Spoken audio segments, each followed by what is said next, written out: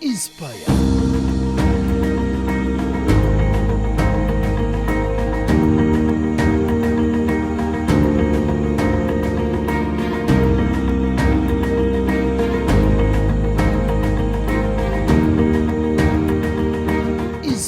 Omulabe waffe owa Spark TV nkwaniriza nate ku program ya Inspire, program y'abakyala bato bagabana naawe mbozi zaabwe. Tubeerayo buli lwa Sunday ssaawa 12:30 ez'akawungeezi, ate bw'ogisubwa osobola okugiraba ku Lwokuna. Repeat yaffe ebeerayo Lwokuna ssaawa 9 ez'olweggulo. Oba sekyo n'ogenda ku YouTube yaffe bagiyita Inspire, subscribe olabe ne videos enkadde mwanatuze wasubwa.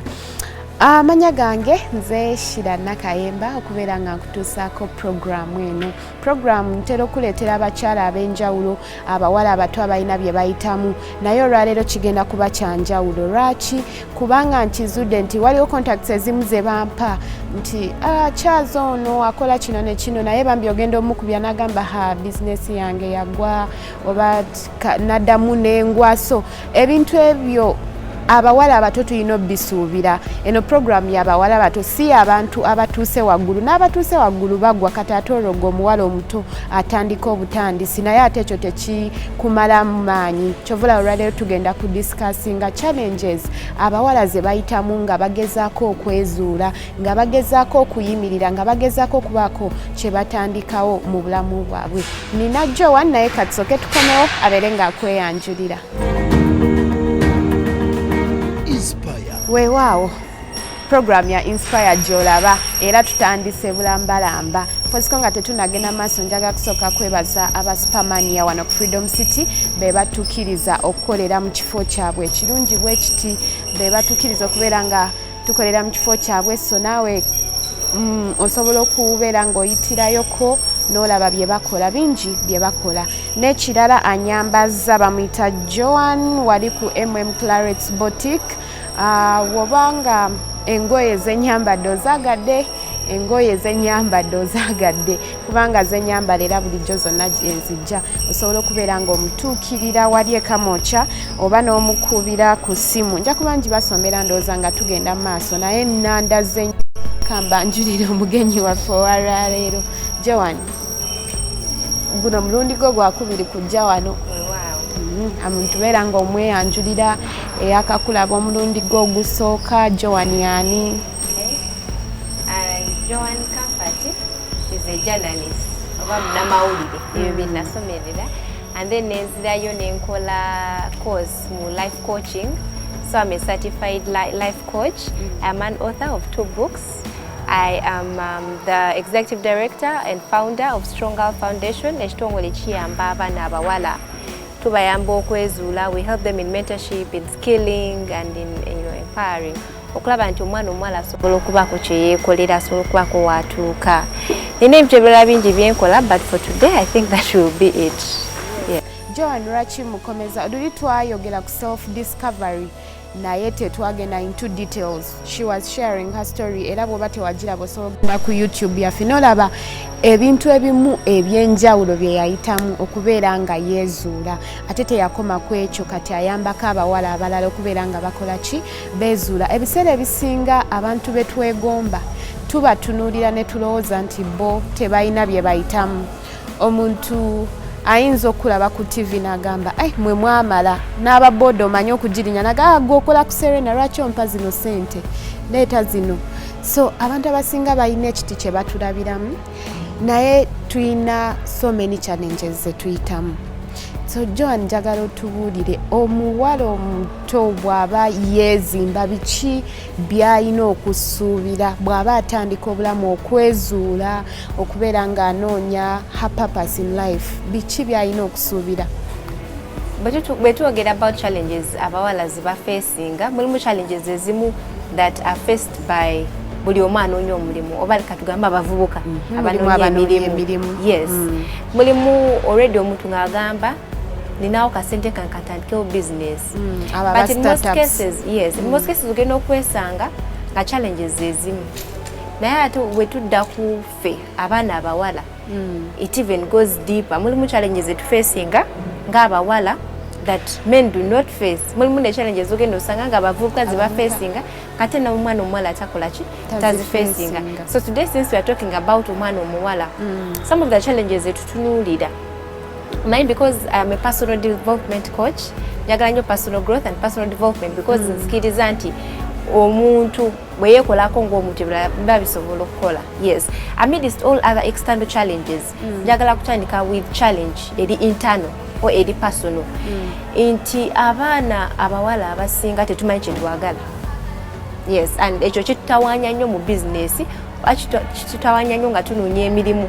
N'osanga omuntu ng'anoonya omulimu. Yes, even relationships. N'osanga omuntu ng'anoonya omulimu. I have got like so many of them. Omuntu najja nakugamba Comfort mpita mu kino, noonya omulimu, nava ku kampasi, sina mulimu gwenkola ki?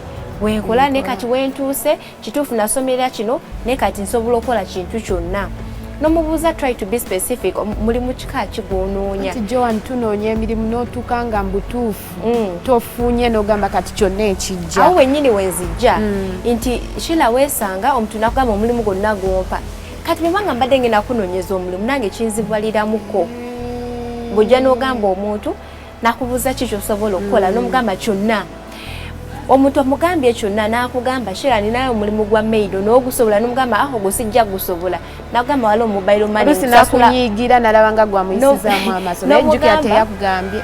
N'omugamba ngenda kusasula, n'omugamba ninayo omulimu gwa mobile money kusasula $200, n'akugamba ogwo sigusobola. Remember, from the start yakugambye asobola omulimu ki gwonna gw'omuwa basobola okugukola. So twesanga nti kitutawaanyiza nnyo obutamanya kye twagala. And because tetumanyi kye twagala, it's so unfortunate mu economy yaffe mu Uganda we twatuuka, or even Africa at large, bye twasoma, majority of the people si bye tukola. Osanga omuntu nga yagenda bambi muzadde we naspendinga sente amusomese n'amutuusa ne mu university n'amaliriza, but because emirimu tegiriiwo, because we are trained to be job seekers than job creators, you look for a job 1 year, 2 years, 3 years omulimu togulaba. Ng'ogamba manchi kangene downtown tandika okusubula engoye. Those are people aba movies go outside the bracket. Naye ate abawala abamu n'osanga nga taagala kwekolerera. They think, okay, I am beautiful. Buli wentambula abasajja bankwana, bampaana. So that can be my source of income. N'osanga yabagenda mu bad peer pressure. That is another challenge that we face. Omuntu nakugamba bwe bate bakubadde zino sente tokkiriza tokola olinga bamusasula zino. They compare themselves with people ababadde probably in a field for some time. So those are like 3 challenges. There's peer pressure, waliwo comparisons, and then there is also not knowing what you want as an individual. Tomanyi ky'oyagala. Kati eyo y'ensonga enkulu gye tubadde tutandikiddewo, obutamanya ki ky'oyagala. Mmanya ntya kye njagala kuba kati ntandika butandisi ngezaako kwezuula. Moso nyinza okuba nze nasoma ebyamawulire nga ngamba nti no matter what ngenda funa omulimu nga gugwa mu ebyo. Oyo naaba yeeyambyeko okubeera nga yeezuula. Naye waliwo oli yakoma mu senior 6, yakoma mu senior 40, yeeyongerayo atandikiddewo okubeera ng'amanya ki ky'ayagala. Sheila, in our last interview, I remember telling you people, nti waliwo there is what you need, there is what you want to be. Waliwo kyoyagala okubeera, then waliwo kyolina okubeera, osobola okubeera ate ekyo kyoyagala. There is a want, but then there is a need. Kati how weezuula otya oba otegeera otya ati kino kyenjagala, otegeera otya guno mulimu gwe njagala okukola. Buli omu alina ekintu ky'ayagala. Sheila, what gives you happiness? Kiki ky'otunuulira that you imagine yourself, singa mba nkola kino ekintu like chimpe sanyu, whether bansasula oba tebansasula. Nze kati nakizuula, mine is mu kwogera, empowering people, okuyamba omuntu, mu kwezuula. That is something I do. Ne wotansasula, as long as nfunye that opportunity to hold someone's hand. So woyina otandikira weebuuze kiki kyenjagala, kiki kyenkola n'ensanyuka nga ekintu ekirala ebbali ng'oli mu kukikola olina okusigala ng'okyebuuza wano wendi nsanyukirawo, Thank you so much. kyekinsanyusa. Because I remember when nali nakamala we nali nga nkyalina ku campus nali njagala nnyo okusoma amawulire njagala nnyo okureportinga but actually life hit me when nafuluma bwe nti the job I got was social media naye nga nali bulijjo nga ntunulira social media nga ngamba oba kati bino babikola bati nga mpulira sibyetaaga but that was the opportunity eyaliwo and on a TV station so bwe natuukayo jjukira ngenze sikyagala naye nakiyiga kubanga nalina opportunity ekiyiga nenkikola nensigala nga ntunuulira wano nvuddewo ntya so kyekiri kyogambye nti osobola okukozesa ekyo kyoyagala okubeera osobola okukozesa kyoyinawo n'ofuna ekyo kyoyagala okubeera exactly kati bwe twogera nti already wali oli ku social media ku TV station awo weebuliza nti kituufu ntuuse wano ndi mweno department nvuddewo nkyogenda mu nkoze like ntya okulaba nga mbeera mu reporting oba nzira mu mawulire in most cases we give up at times omuntu omusanga nga asettlinze we call it settling exactly si kyoyagala tokyenyumiri like you're not proud about what you're doing naye because kyekikuwa sente kubanga eyo opportunity yeeriwo ensonga laki nagambye tetumanyi kyetwagala kuba shila bw'okola ekintu kyotayagala oba kyotenyumirizaamu no matter how much you paid either ogenda kuba otuuka late ku mulimu either ogenda kukola nga weemulugunya buli ssaawa anything small happens otandika okwejjusa why you're there like you're not happy yensonga laki ngambye omanyi otya nti kino kyenjagala weebuze kiki ekinsanyusa kati ntegedde ki kyenjagala naye nga bw'ogambye when I realized nti wano yes ndiwo kaseera buseera but I was getting good money kati awo wewaali obuzibu kiri nkitunuulira naye era nakyo kyetaaga mitendero kituukako oba oluusi n'okusasula kiyinza okuba sente ziyinza obutajja mangu kati ate wano nfuna obuzibu buli mu kukireka okugendamu ekyo kyoyagala kiki ekitwala okubeera ng'okireka determination remember I spent 3 years naye nga ngamba no it was almost coming to 3 years naye nga sikyagala buli lunaku nsaba katonda nkyuse naye obanga nsuubira mukama okujja omuntu naŋŋamba mbu omanyi jangu oyingire mu kino so courage eyo gijjawo okuva mu kino because sometimes bye twetaaga okubeera biba tebisasulira nawo kituufu ekyo kati shila mu nsi mwe tuli waliwo kye tulina okumanya there is what we call showing up olina kyoyagala okukola ki olina kyoyagala okubeera si kyoli right now what does it take to be that how can you use where you are oba kyolinawo okutuuka ku kiri nabadde mbuliza ki kye weetaaga omulimu weetaaga opportunity but at times opportunities tezigenda kujja mbuyogoyi nga bwogambye nti togenda kusuubira katonda kuva mu ggulu ajja kugamba shila ekifo kiri kyawo kitwale oba oyinza butafuna comfort agenda okujja okugamba kakati wagala kubeera business woman nkubadde sente ziizo but in most cases omanyi mukama ayamba abo abeeyambye bw'obaako kyokola ne mukama kyakola ki kyakola oyinza obutatugamba how you ended up being a host for Inspire naye I want to believe you showed up for yourself tewali yajja n'akuyita mushila jangu otandika okukola eno program nedda you had to show up for yourself kati ekyo kyolina okumanya nti kituufu wano wendi si wenjagala okubeera nina wenjagala okubeera do not settle you talked about abakoma mu S4 abakoma mu S6 if it requires that you're going to go back to school dayosome bw'ogamba nti oli mu S4 amalirize S4 and you want to be maybe a journalist you want to be an accountant start with a certificate oyinza okutatandika with bachelors because olina S4 oyinza ogamba sagala kweyongera mu A-level I don't want to go to S5 and 6 start with a certificate then you go to a diploma ogende nga okola ki nga weeyongerayo how about try connect with people who are doing the things byoyagala so wotuuka awantu si kyobadde oyagala okubeera don't be comfortable ne woba ofuna sente zitya sigala ng'onoonya abasinga babeera comfortable n'agamba kati nfuna sente wano weewo shila abantu ngabo tebaba basanyufu anti kyengaba tebaba basanyufu but because of money remember kyetwesinga okwetaaga sente and you know the sad part about that nti bw'okola ekintu because okikola for money nga tokikola lwakwagala time is going to come your employer will get to know how does the employer get to know your productivity? Si ebeera eyo gye baba bakusubiramu.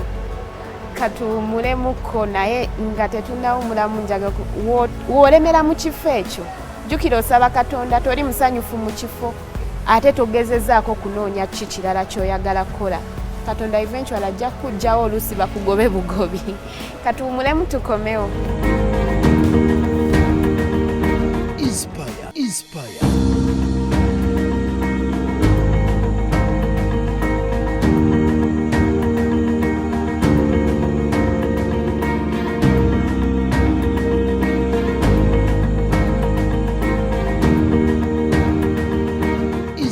Tukyagenda mu maaso twogera ku ngeri y'okubeera nga twogera ku challenges abawala ze basanga okubeera nga beezuula na butya bwe tuyinza okuzivuunuka. Mu kitundu kyaffe ekisoose tubadde tutunuulidde nnyo naddala bano abanoonya emirimu. Kati mu kino ekitundu ekyokubiri twagala tutunuulire bano abalina startups. Naye nga tetunagenda mu maaso nabategeezeza nti eyanyambaza bamuyita Joan Clarets Boutique. Musange ku 0772330591 ate aba Supermania be batukiriza okolera mu kifo kyabwe. So Joan, startups mu business startups sinyangu. Joan nga we wagamba nti nalekawo omulimu ne ngamba let me start up something NGO naye otuukayo ng'ebyetaagisa bingi sente nnyingi vano ku bino byogamba nti neetaaga capital wa bukadde nga butaano nkole business. Oluusi oyinza ogenda mu dduuka n'ofunayo ekyokulya. But we are looking at NGOs, we are looking at, let me say, a TV show. You're creating content. Ndaba abantu muyisaamu nnyo abantu amaaso bano abakola emizannyo movies. Naye nga tomanyi ki kyayiseemu ate nga ogirabidde bwereere naye oli mu kumujerega biki byakoze naye nga tomanyi na byayiseemu. Singa bakuwa that opportunity okukola oli kyakoze batosobola kikola. Naye oyagamu comparinga n'ab'ebweru. I normally tell people tewali mulimu mwangu until you do something you have no right to say nti kino kyangu. Exactly. Kuba n'omuntu gw'olaba wali nti atunga singa ogwo mulimu bagukuwa ogwevu. Omuntu gw'olaba nti alongosa mu ofisi yammwe alongosa mu maka gammwe ba maid era mubuuza abantu bwebanga mulaba ba maids tebalina mugaso lwaki temwekolera emirimu gyemmwe lwaki why do you hire maids okitegeera kati waliwo naddala oba creative industry omuyimbi bane muzaala wanyo ba upcoming artist naye omuntu okuteeka oluyimba lwe ku mpewo kuba remember tomanyi oba onoolufuna namu zezo startups ze tomanyi oba ogenda kifunamu naye okitandise lwakukkiriza eyo gye njagala tugende. So since we are talking about challenges abantu ze ba facing and how we can overcome those challenges nga bwe nagambye nga ntandika nti ekisooka tetumanya kye twagala ekyokubiri tubeera ne comparisons then waliwo ne tubeera ne peer pressure. Mulimu abantu majority of ebintu ebigaana tebakikola nti wakuba bakyagala nti it's passion no. Majority of businesses or startups ezitandika mu Uganda zitandikawo because nalabye Sheila yatandise akifunyemu nange kankitandike nkifunemu. They are not genuine. Omuntu tatuula yes mulimu okubanga you have to see it otunulire tulabira ku balala kuba abawala abasinga kati balabira ku balala naddala abawala b'enkyazo omuntu ayinza okukubya n'agamba nalabye gundi akola crotchets mpe namba ye nange mpiira njagala kuyiga because there's what we call inspiration. Which is this show, right? Inspire. Tuliwo okulaba nti waliwo omuntu asobola okulabira ku mulala. Nawe oluusi ne you're inspired. But there is inspiration. There is also comparison. Like nange nkisobola oli baba akisobola in a good faith is inspiration. Then waliwo kino oli baba akisobola nange nkisobola tenja musinga in a bad faith. Ka challenges etu facing anti weesanga ng'okoze ekintu because Sheila Chazizza Comfort agambye she's an author akugambye she's a coach now ogambye I want to be a coach. You don't know what it takes. Earning money n'ogamba your business ekola kanjiyingire. Comfort ayinza obutabugamba nti business yagitandika 10 years ago. Sheila, I've been in the media industry since I was in senior 5, that was 2011. Right now mulimu ebintu byenkola mu media like mbimanyi because I got the opportunity. N'omuntu agenda kunsanga right now akugambe nange njagala kubeera nga Comfort. I've been doing the inspiration and coaching since 2015. Like over the years experience egende ekola ki yeyongerayo oyinza obutatuuka where I am. the problem that we face with startups is people want to start today and the next day bali wali wagulu. They are not patient enough. Sheila betutunulira, some of the women, because I'm in the media, mulimu abachala bentunula media, and they inspire me. Like Baturi, and I am proud of them. Like I have nothing to do with them on personal basis, but when I look at their life, where they've come from, I'm like, wow. When you look at someone like Flavia Tumsime, Flavia Vuddewala. I've seen Flavia while in child and primary. She has been on TV. So you're not going to expect the same reception as Flavia. Go over the campus direct, you want to be like Flavia. Look at someone like Farida Nakazim. You know, Farida has been working with NTV for ages. And I'm like, these are people you look up to. This person inspires me in a positive way. Because I remember Farida Yagamba. Bwe nali nakatandika muna abantu nga ngenda nemu wino n'ensuubula engoye zange nga tewali akufaako, but Katonda alina ekiseera kyo. Naye kati gweoyagala oba wakatuuka abantu bakumanye ogende buli wamu. Exactly. People want to start big. Chimbadde kugamba Stronger Foundation atandika in 2016. You know, but as I told you last time, we've never received any funding, because to me, yes, twagala tubeerewo, but the funding part is not my emphasis. My focus is on can we be able to impact someone's life. When Bass is over there, I'll tell you know what, it's over there this time around, because they don't have funders. We are digging deep into our pockets. If my people, the friends that I'm working with don't have, then I'm trying to see that by the time I get a funder, I know what to use that money for. So ekisoko ino kubanga ekintu kyotandise okyagala otunulire sente oyangwa mango okugwa when you're hit with challenges. When you're looking at okugamba nti nze kino kiyingidde because kifuna kiralu. So kati Joan, tutunuulidde abantu abakiyingidde nga bakyagala. Ogambye you started in 2016 tonafuna abafunders. Don't you get a period ng'oli down n'ogamba nti naye wana kino ekintu and you feel like giving up? I know ekisinga okusitula kyekiri nti wakitandika okyagala, but I want people to know nti wabawo that period. Exactly. So kyenjagala okugamba, this is it. Every person has a breaking point, right? Waliwo ekyo kyogamba nti you want to start from here ogende wali waggulu. Then at times our expectations are too high. You know, at times to be unrealistic in our expectations. Kino kitandise bwena agenda washila agenda pole, but bwena agenda, like you already have your plan in your head how people are going to react. Kati botuka nebata kuwa the reception that you expected kigenda hitting her very hard. And then you're going to end up saying, Kale, chino nchikola n'abantu tebasiima yeefaaki okireke. It's like you start something n'ogamba abano bajja kungulako bano bajja kungulako bano ba. Then womala okiyingira you realize actually tewali kubona be wa planning tewali yakugulako. And with startups, very surprisingly now omuntu atandise business, I want to assure you bobo otandika business yo tobali like do not count to mikwano and family. Those people are going to let you down. Mwabo mwemgeno okuva abantu abagenda okugamba what you're trying to do is nonsense. Naye ate munayo omala kubaako wootuuka and they start supporting you. When they see nti ekintu okiremeddeko okikwasa okikwasiza amaanyi, that's when they will come up. We yatugamba last week but one yagamba we yali atandika makeup bazadde be tebasooka kiwagira. Era ne bwe yagenda ku TV yali atidde n'abagamba bazijjeko, but we baamulaba ne kibasanyusa like ne balaba omwana waabwe ku TV ne kibasanyusa ate ng'afuna sente. Exactly. Then they started. So tugenda kusanga abantu ng'abo within our circles abagenda osooka okudiscouraginga naye ate woonoosituka be bagenda osooka okusituka.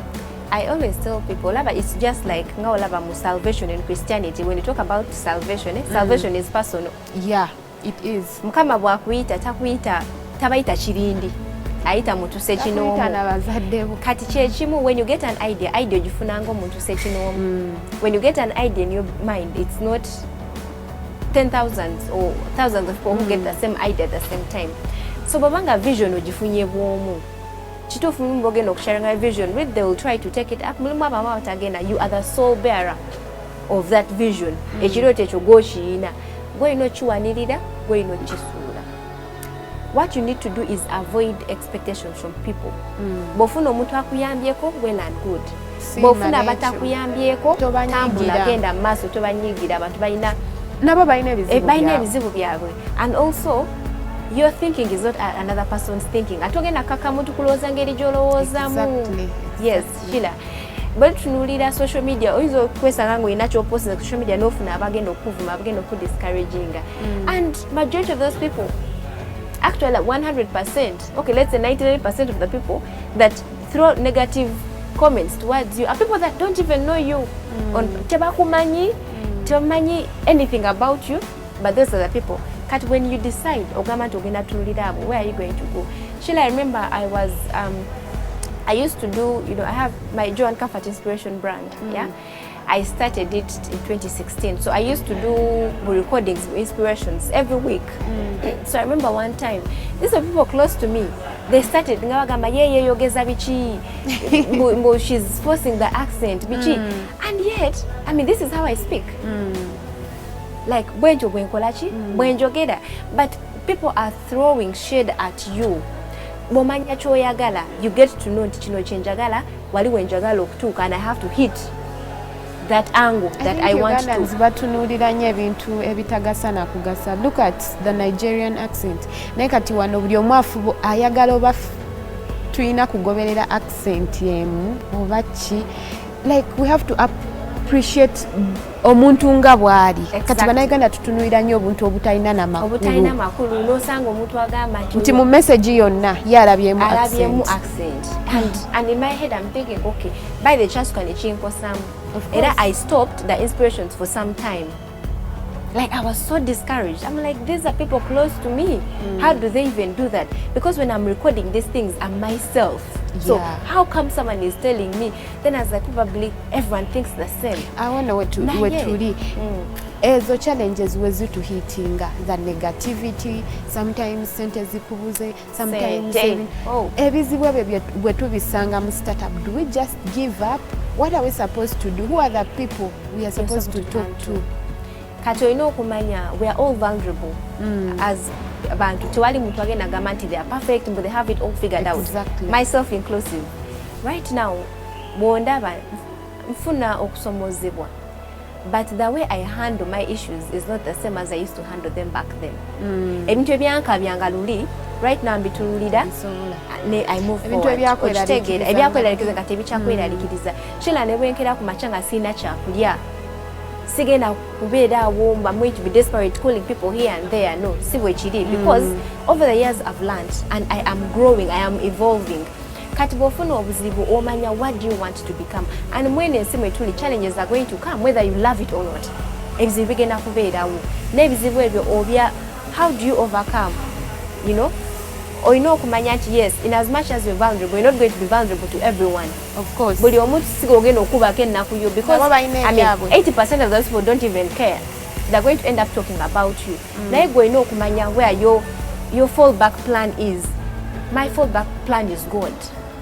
Sheila, mfune ebizibu byonna before I share with anyone, I go to God. Ne mukabira mugamba kati sina wakudda. You know what I'm going through. And then I read the Bible. It gives me courage. So olina okumanya kyeki kuzzamu amaanyi. Mulimu abantu nga it is music. Mulimu abantu nga it is dancing or singing. There are some people when they share their problem, but you need to know ani gogenda okugera with. That's where counselors come in, coaches, you know. When I tell people about why you need a business coach, you know, someone just wakes up, natandika business, ayina sente ze, natandika business. They've not received any coaching. Abazungu we batusingira. Nti osanga omuzungu, even a nanny, agenda okuleera omwana ayina a coach, someone to train them on how to do that job. And they do it perfectly. But when in Uganda, we just want to wake up and start doing things. So our waiter, you need to invest. $1 million zogenda okuteekamu okutandika business. How about you get 1 million and pay a business coach? You pay a finance coach to guide you. So, ngena tandika business ya $5,000 naye neetaaga osasula coach wa $1 million. Chisoboka. I'm talking nacho chisoboka because with that 50,000 tomanya chichi kiyinza kuvaamu. So Joan, obudde last words bana. So last 3 months njagala ogamba, if you're looking for a job, if you're starting up a business, manya kyoyagala, totandika something because abalala bakikola oba omulala gw'omanya kifunyeemu. That is very wrong. And secondly, get to know someone that you can speak to. Omuntu asobola okubeererawo. Ayinza obutakubeererawo in terms of money mu nsimbi, naye asobola okuwa amagezi. Exactly. Money is not everything. Weetaaga omuntu agenda okuwa amagezi. N'ekirala kwata mpola. Do not rush things. Be patient with yourself. Do not get 20 million and invest in a business you have no idea about.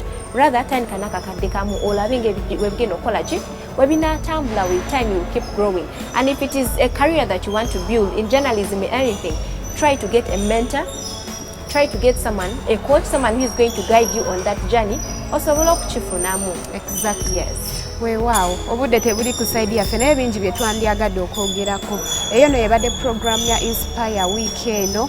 Joan nja kuba mukomyawe buli kiseera tubeere nga tuwayamu ku bizibu ebyenjawulo ebiruma abawala kubanga bangi batandise ebintu ne bagwamu amaanyi ne balemererwa ne bafuna negativity naye tuliwo kubeera nga tubaza maanyi nakubeera nga tuba inspiring naffe tubiyitamu naye si yenkomerero. Tusisinkana wiiki ejja Sunday saa 12:30 ez'akawungezi mbadde Shira Nakayemba okugikutuusaako. Inspire.